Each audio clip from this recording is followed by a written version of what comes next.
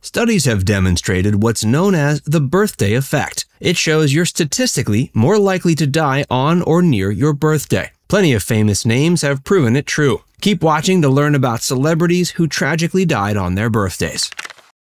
Ingrid Bergman. Ingrid Bergman is arguably the most famous actress to die on her birthday. She sits at the number 4 spot on the American Film Institute's Greatest Screen Legends actress list, the number 12 spot on the Greatest Movie Stars of All Time by Entertainment Weekly, the number 5 spot in Premiere's list of 50 Greatest Movie Stars, and the number 3 spot in Dream Door's 100 Greatest Movie Actresses. She was born August 29, 1915 in Stockholm, Sweden. She lived with her uncle after her parents died when she was 12 and decided to pursue acting after finishing school. She enrolled at the Royal Dramatic Theatre School in Stockholm. Ingrid dreamed of acting in films and on stage. She made her debut in The Count of the Old Town in 1935. David O. Selznick saw her in Intermezzo in 1936 and signed her to a contract. She soon went to California to make an English remake of that film, and the rest was history. Ingrid's most famous film is 1942's Casablanca. She's also well known for other roles, like in Notorious and Gaslight. She's one of the most decorated actresses in history. She's tied with Meryl Streep and Frances McDormand for the most Oscars won by an actress. She's also the 3rd performer to win the Triple Crown of Acting,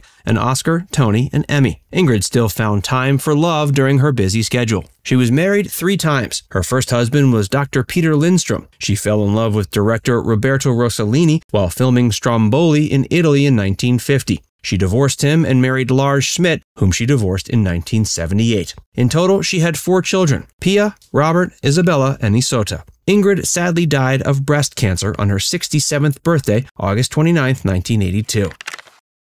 Otto Kruger. Otto Kruger was born in 1885. He was the grandnephew of former South African President Paul Kruger, and he used his talent to make a name of his own. He trained to be a musician at a young age, but switched to acting while enrolled at Columbia University. He made his Broadway debut in a production of The Natural Law in 1915, and his film debut in The Runaway Wife the same year. Otto played heroes in movies such as The Corregidor in 1943, but was better known for playing villains in movies like Hitchcock's Saboteur. One of his most famous films was Magnificent Obsession. He also appeared in TV shows such as Perry Mason. He was a busy character actor and appeared in dozens of films. He later suffered a series of strokes in the 60s that forced him to retire. Otto Kruger died of a stroke on his 89th birthday, September 6, 1974. He is interred at Forest Lawn in the Hollywood Hills.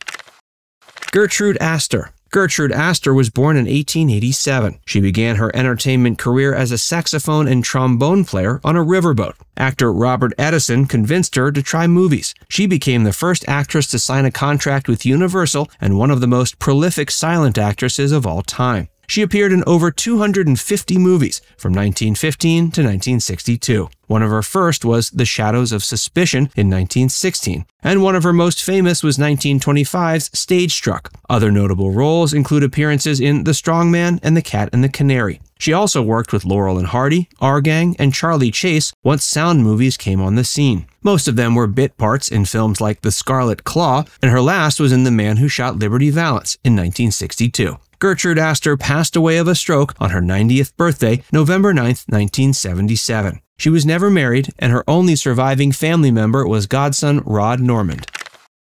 Edna May Oliver. Edna May Oliver was born November 9, 1883. She quit school at 14 to follow her acting ambitions and studied speech and piano. She toured with an all-female orchestra and found success in the Broadway play Oh Boy in 1917. She made her film debut in 1923 and became a successful character actress. She appeared in several Charles Dickens adaptations, including A Tale of Two Cities and David Copperfield. Both those films were nominated for Best Picture Oscars, as were Cimarron in 1931, Little Women in 1933, and Romeo and Juliet in 1936. She earned a Best Supporting Actress nomination in 1939 for Drums Against the Mohawk. Her final films were Pride and Prejudice and Lydia in 1940 and 41. She died tragically of an intestinal disorder on her 59th birthday, November 9, 1942. Her friend Virginia Hammond said she never realized the severity of her condition and went peacefully asleep.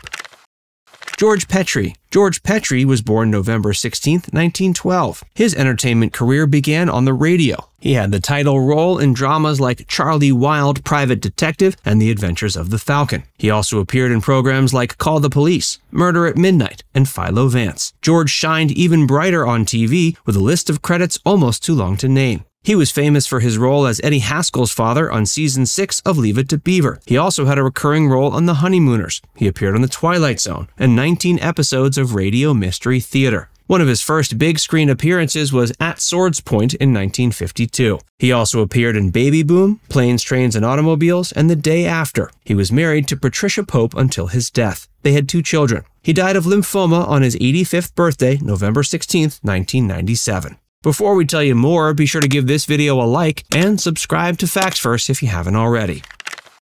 John Banner. Johann Banner was born January 28, 1910 in Vienna. He was a Jew and had to flee to America due to religious persecution during the Nazi-Austrian Union. He knew no English, but quickly became the MC of a musical revue and learned his lines phonetically. He began to learn the language. He adopted his English name, John, and became typecast as comedy versions of the same Nazis who killed his family back home in Austria. One example was his role in Kisses for My President in 1964. He eventually became a TV fixture as Sergeant Schultz on the TV show Hogan's Heroes. He jokingly said, "Who better to play Nazis than us Jews?" At the same time, he felt the role was, in his words, too cuddly. He didn't see the character as a true Nazi, but felt he instead represented the goodness in every generation. Hogan's Heroes was canceled in 1965. John then got a part in the Prohibition-era show The Chicago Teddy Bears in '71. It only lasted 3 months and 13 episodes. John was married twice over the course of his life and didn't have any children. His life was cut short by an abdominal hemorrhage on his 63rd birthday on January 28, 1973.